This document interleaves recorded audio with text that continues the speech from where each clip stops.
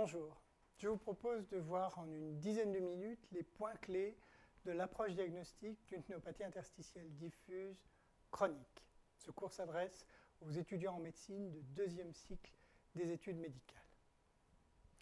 Alors sur le plan des définitions, une pneumopathie interstitielle diffuse a une définition histologique, c'est l'infiltration de l'interstitium pulmonaire, du tissu de soutien pulmonaire, par des cellules, de la fibrose collagène et parfois de l'œdème, alors que l'imagerie montre des opacités infiltrantes diffuses. Le plus souvent, une pneumopathie interstitielle diffuse se traduit radiologiquement par des opacités infiltrantes diffuses à l'imagerie.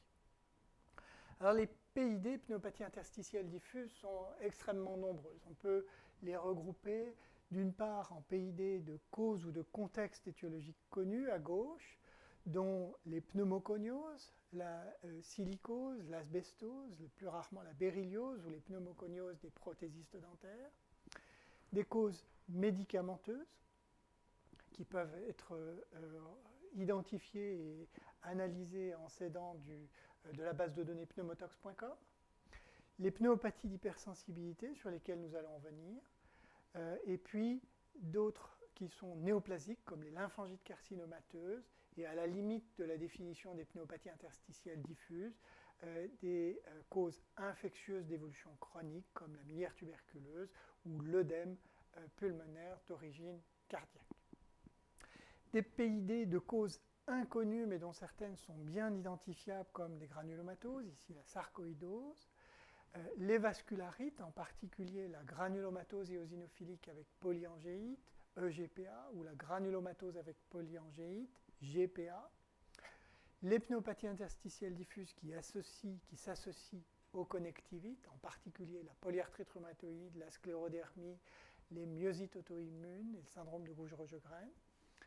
D'autres entités dont la cause n'est pas connue, mais qui sont bien caractérisées, bien individualisées, comme l'histiocytose, la protéinose alvéolaire ou les pneumopathies éosinophiles. Et puis enfin le groupe des pneumopathies interstitielles diffuses idiopathiques, avec en chef de file la fibrose pulmonaire idiopathique, qui est définie par un aspect radiologique ou histologique de pneumopathie interstitielle commune.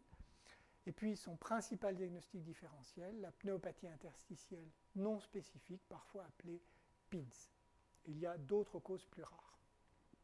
Alors le premier travail du clinicien est de rechercher les principales causes possibles de pneumopathie d'hypersensibilité. D'abord, les expositions médicamenteuses doivent être analysées précisément, et on s'aide de la base de données pneumotox.com pour savoir si un médicament a pu causer dans le passé des pneumopathies interstitielles diffuses. On recherche une exposition à des agents inhalés, en particulier l'amiante, et c'est ici la place d'un questionnaire standardisé et parfois des consultations de maladies professionnelles. On recherche s'il y a une exposition à des agents qui peuvent causer des pneumopathies d'hypersensibilité. On peut s'aider de questionnaires standardisés et on dose les précipitines lorsqu'il y a une exposition pertinente avec ce diagnostic ou lorsqu'il y a une suspicion clinique de pneumopathie d'hypersensibilité. Et puis on recherche les connectivites par l'interrogatoire, l'examen clinique, mais également une biologie auto-immune qui est systématique dans cette approche diagnostique, avec notamment des anticorps antinucléaires, des anti-CCP, une antisynthétase, et parfois un bilan plus large, plus exhaustif, en fonction du contexte clinique et de la suspicion que l'on aurait de connectivité. Alors, ce schéma résume l'approche diagnostique des PID. On a parlé de l'interrogatoire et de l'examen clinique. Dans l'examen clinique, la présence de râles crépitants velcro au niveau des bases est essentielle car elle est un élément d'orientation du diagnostic vers un diagnostic de fibrose pulmonaire idiopathique si l'on est dans un contexte idiopathique. Le scanner thoracique a ensuite une place essentielle et il permet parfois déjà d'orienter de façon très forte le diagnostic, et on vient de parler de la biologie. Lorsqu'il n'y a pas de diagnostic à ce stade, on peut parfois envisager des explorations extrathoraciques si des signes ou des signes à l'interrogatoire orientent vers une atteinte extrapulmonaire. Et puis on envisage la fibroscopie bronchique, l'endoscopie bronchique, qui permet des prélèvements orientés par lavage broncho-alvéolaire, des biopsies bronchiques, parfois des ponctions ganglionnaires. Si à ce stade on n'a pas de diagnostic, c'est là qu'est discutée, envisagée la biopsie pulmonaire vidéochirurgicale, qui bien sûr n'est réalisée que si elle ne fait pas courir un risque au patient et si elle a un intérêt, notamment en termes de conséquences thérapeutiques. Alors, l'imagerie a vraiment une place centrale dans cette approche diagnostique des pneumopathies interstitielles diffuses et on va revoir quelques-uns des signes radiologiques, sémiologiques, élémentaires dans l'approche diagnostique des pneumopathies interstitielles diffuses. Alors, pour rappel, voici un aspect de scanner thoracique normal en fenêtre parenchymateuse, coupe millimétrique, qui montre la densité normale du parenchyme pulmonaire chez un sujet normal et la visibilité des branches des artères pulmonaires. L'aspect de réticulation ou d'opacité réticulaire est défini par cette accentuation, cette visualisation des structures anatomiques normalement non visibles et qui dessine un aspect en filet, en maille de filet, comme on peut le voir par exemple dans la fibrose pulmonaire idiopathique. L'aspect de rayon de miel doit absolument être connu car lorsqu'il est présent, il est un critère très fort pour le diagnostic radiologique de l'aspect de pneumopathie interstitielle commune, PIC, aspect de PIC qui lui-même est un élément du diagnostic de fibrose pulmonaire idiopathique lorsqu'on est dans un contexte idiopathique. Le rayon de miel, comme l'aspect de PIC, peuvent se rencontrer dans d'autres contextes étiologiques, par exemple dans les connectivites, notamment la polyarthrite rhumatoïde, mais également l'asbestose pulmonaire parenchymateuse. Donc cet aspect en rayon de miel, il est défini par la présence de kystes aériques qui sont contigus, sous pleuraux, avec des parois bien définies, qui mesurent 3 à 10 mm, parfois un petit peu plus, jusqu'à 2 cm et demi, et qui sont le plus souvent en couches successives avec une assise sous-pleurale. C'est l'ensemble de ces mots importants qui définit l'aspect de rayon de miel sur le scanner thoracique, comme ici dans un aspect de fibrose pulmonaire idiopathique. Les bronchectasies par traction sont souvent associées au rayon de miel. Elles sont définies par une dilatation des bronches qui survient dans une zone où existent des réticulations ou du rayon de miel. Ces bronchectasies par traction sont un signe qui évoque une fibrose histologique, mais qui sont moins spécifiques que l'aspect en rayon de miel. Les opacités en verre dépoli, comme ici dans un exemple de pneumopathie d'hypersensibilité, sont définies par une hyperdensité, mais qui n'efface pas les structures sous-jacentes, les vaisseaux ou les parois bronchiques sous-jacentes sont toujours visibles, verre dépoli. L'épaississement des septa interlobulaires réalise ces structures polyédriques assez caractéristiques, auxquelles peuvent s'associer, comme dans cet exemple, des nodules ou des micronodules centrolobulaires qui sont ici montrés par les flèches. Cette association septum interlobulaire nodule centrolobulaire évoque une lymphangite carcinomateuse qui était le diagnostic dans cet exemple. Notre exemple, celui des micronodules, ici des micronodules hématogènes dans le cadre d'une miliaire tuberculeuse. On a parfois d'autres types de micronodules, notamment dans les pneumopathies d'hypersensibilité. Alors ces différents aspects radiologiques ne permettent souvent pas un diagnostic, mais apportent une orientation étiologique très forte pour les différentes pneumopathies interstitielles diffuses chroniques. Alors, voici quelles sont les principales orientations devant l'imagerie. S'il y a surtout des opacités réticulaires, du rayon de miel, une réduction du volume pulmonaire, on va évoquer en priorité une fibrose pulmonaire idiopathique. S'il y a surtout des nodules ou une miliaire, on évoquera en particulier une sarcoïdose, une pneumopathie d'hypersensibilité, parfois une pneumoconiose ou un cancer métastatique. S'il y a surtout des opacités en verre dépoli, le premier diagnostic évoqué est celui de pneumopathie d'hypersensibilité. S'il y a un épaississement des septa interlobulaires, on évoque un œdème pulmonaire et éventuellement une lymphangite carcinomateuse, surtout s'il y a des micronodules centrolobulaires associés.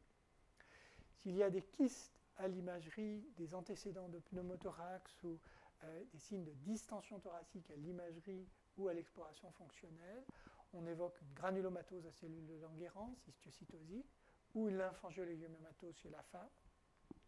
S'il y a une pleurésie associée, on évoquera une lymphangite carcinomateuse ou une insuffisance cardiaque. Et enfin, s'il y a des anéopathies médiastinales, on évoque en priorité une sarcoïdose, une lymphangite carcinomateuse ou une pneumoconiose. Alors le lavage alvéolaire a un intérêt d'orientation diagnostique. Souvent, il ne permet pas d'affirmer un diagnostic, mais il permet d'orienter le diagnostic, et il est pratiqué le plus souvent dans l'approche diagnostique des PID, sauf si le scanner permet déjà d'avoir un diagnostic presque formel, comme c'est parfois le cas dans la fibrose pulmonaire idiopathique. Alors pour rappel, une formule de lavage alvéolaire normale comporte surtout des macrophages alvéolaires, 80-90%, moins de 15% de lymphocytes, moins de 5% de neutrophiles et moins de 2% de polynucléaires et eosinophiles. Alors s'il y a une augmentation surtout des lymphocytes, on évoque soit une sarcoïdose, soit une pneumopathie d'hypersensibilité. Les immunomarquages ne sont pas très spécifiques et ne sont pas très utilisés. S'il y a une augmentation modérée des neutrophiles, 5 à 20%, ça évoque notamment la fibrose pulmonaire idiopathique, l'asbestose ou les connectivites. S'il y a une augmentation importante des neutrophiles, ça oriente plutôt vers les infections. S'il y a plus de 25% d'éosinophiles dans le LBA, et a fortiori s'il y a plus d'éosinophiles que des autres cellules, sauf les macrophages bien sûr, on évoque une pneumopathie à éosinophile.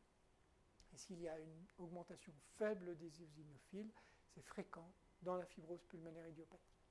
Et enfin, on parle de formules mixtes ou panachées, s'il y a à la fois une augmentation des lymphocytes et des neutrophiles.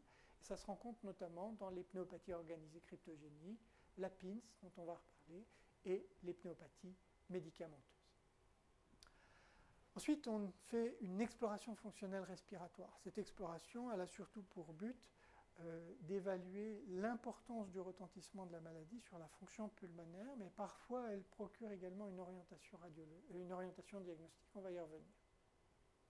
Dans les PID chroniques, le profil typique est celui d'une pneumopathie et celui d'un trouble ventilatoire restrictif pur, c'est-à-dire une diminution de la capacité pulmonaire totale et une diminution de la capacité vitale. Le coefficient Tifno est normal, il n'y a pas de trouble ventilatoire obstructif associé. Le transfert du CO est abaissé, qu'il s'agisse du facteur de transfert ou du coefficient de transfert du CO. Et la gazométrie artérielle montre une PaO2 qui diminue d'abord à l'exercice, puis peu à peu pour des efforts moins importants, voire au repos, tandis que la capnie est longtemps normale. Parfois peut être présent un trouble ventilatoire obstructif, réalisant donc un trouble mixte ou obstructif, et ça se rencontre notamment au cours des sarcoïdoses, de l'histiocytose, de la lymphangiolématomatose chez la femme, parfois des pneumopathies d'hypersensibilité. Les points clés que nous retenons pour cette approche diagnostique des pneumopathies interstitielles diffuses est que d'abord la clinique a un rôle important à jouer sur l'interrogatoire. D'abord, l'âge de survenue est essentiel. La fibrose pulmonaire idiopathique survient toujours après 50 ans et en général après 60 ans. La présence de râle crépitant velcro des bases est un élément fort d'orientation du diagnostic vers la fibrose pulmonaire idiopathique. Et la recherche de signes systémiques est un élément qui oriente notamment vers les connectivités. Ensuite, l'enquête étiologique est essentielle. Elle repose sur l'interrogatoire et le bilan biologique auto-immun. Au sein de ces maladies, la fibrose pulmonaire idiopathique est la plus fréquente, c'est la plus grave des formes idiopathiques de pneumopathie interstitielle diffuse chronique, et elle est définie par un aspect de pneumopathie interstitielle commune, PIC, au scanner et ou à la biopsie pulmonaire. Et on a vu que dans l'ensemble de ces maladies, le scanner thoracique est à la base de la démarche diagnostique, juste après l'évaluation clinique par l'interrogatoire et l'examen clinique. Je vous remercie.